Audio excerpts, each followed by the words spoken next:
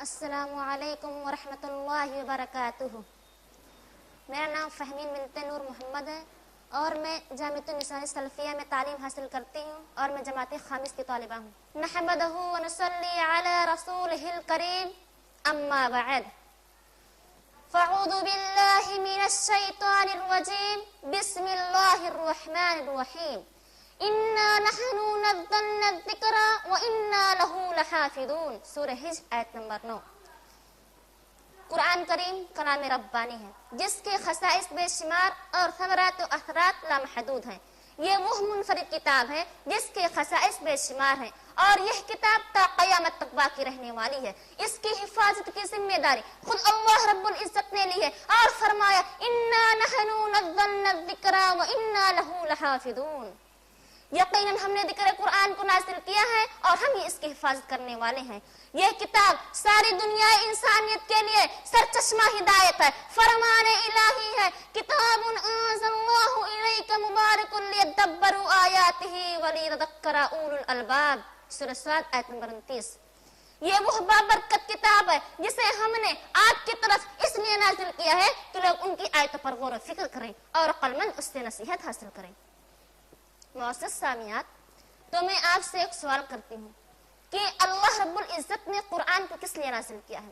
کیا اس لیے نازل کیا ہے کہ اس کی تعویذ بنا کر بچوں اور مریضوں کے گلوں میں پہنایا جائے، یا اس لیے نازل کیا ہے کہ کسی غلاف کے اندر رکھ دیا جائے، یا اس لیے نازل کیا ہے کہ دھو دھو کر مریضوں کو پلایا جائے، یا اس لیے نازل کیا ہے کہ مسجد کے دروازے پر گلا پھاڑ پھاڑ کر فروخت کیا جائے؟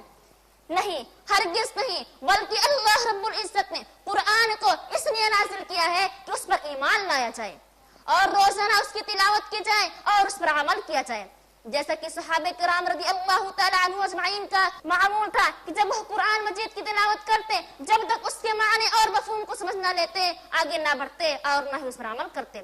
حضرت ابن مسعود رضی اللہ تعالیٰ عنہ فرماتے ہیں کہ ہم میں سے جو آدمی قرآن مجید کی تلاوت کرتا، جب تک اس کے معنی اور مفہوم کو سمجھ نہ لیتا آگے نہ بڑھتا اور نہ ہی اس پر عمل کرتا۔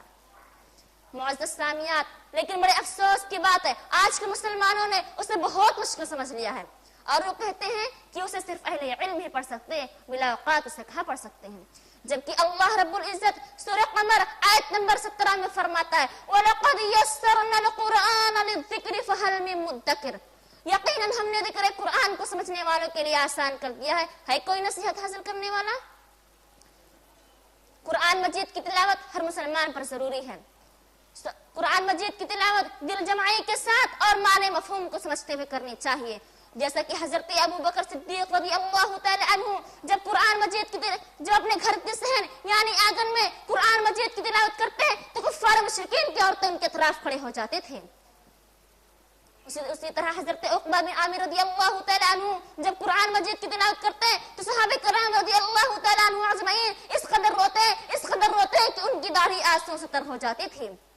لیکن افسوس آج اس کو سمجھنے کی بجائے برائے نام اس کی عزت و توقیر کی جاتی ہے، جیسے لوگ کہتے ہیں اس کے سامنے پیر نہ کرنا، پیٹ نہ کرنا، بلکہ اسے خوبصورت جسدانوں میں سجا کر رکھنا، جبکہ قرآن تو عمل کرنے کے لیے نازل کیا گیا ہے۔ کسی شاعر نے کیا ہی خوب کہا عمل جس کا ہو اس کلام مبی پر، عمل جس کا ہو اس کلام مبی پر، وہ سرسبز و شاداب ہوئے روئے زمیں پر۔ معزز سامعات، قرآن مجید میں غور و تدبر کا مقام اور اہمیت کا اندازہ رسول اللہ صلی اللہ علیہ وسلم کے نزدیک کس قدر تھی کہ آپ صلی اللہ علیہ وسلم کفار مکہ کی گمراہی کے سبب ان کے ترک قرآن کے رویے کو قرار دیتے ہیں اور فرماتے ہیں اے میرے رب، میں بے بس ہوں، مجبور ہوں، کچھ بھی نہیں سمجھ میں آ رہا ہے، میں کیا کروں، میں اپنے قوم کو کس طرح سمجھاؤں، جبکہ میرے قوم نے نہ تو توجہ سے قرآن کو سنتی ہے اور نہ ہی اس پر عمل کے لیے آمادہ ہوتی ہے۔ اسی طرح اللہ رب العزت دوسرے مقام یعنی سورہ فرقان آیت نمبر 30 میں فرماتا ہے وَقَالَ الرَّسُولُ يَا رَبِّ إِنِّي قَوْمِ اتَّخَذُوا هَذَا الْقُرْآنَ مَهْجُورًا، آپ صلی اللہ علیہ وسلم نے فرمایا اے میرے رب کائنات، میرے قوم نے اس قرآن کو ہنسی مذاق بنا لیا ہے۔ لیکن افسوس آج کے مسلمانوں نے اسے ترک کر دیا اور اس پر غور و تدبر کرنے سے انکار کر دیا، جس کا نتیجہ یہ ہوا کہ جو امت کل تک بلندی کے مقام پر فائز تھے آج وہی امت پستیوں کا شکار ہو گئی۔ مجھے بالکل صاف ہوئی کہ ہم تاریخ قرآن ہو گئے۔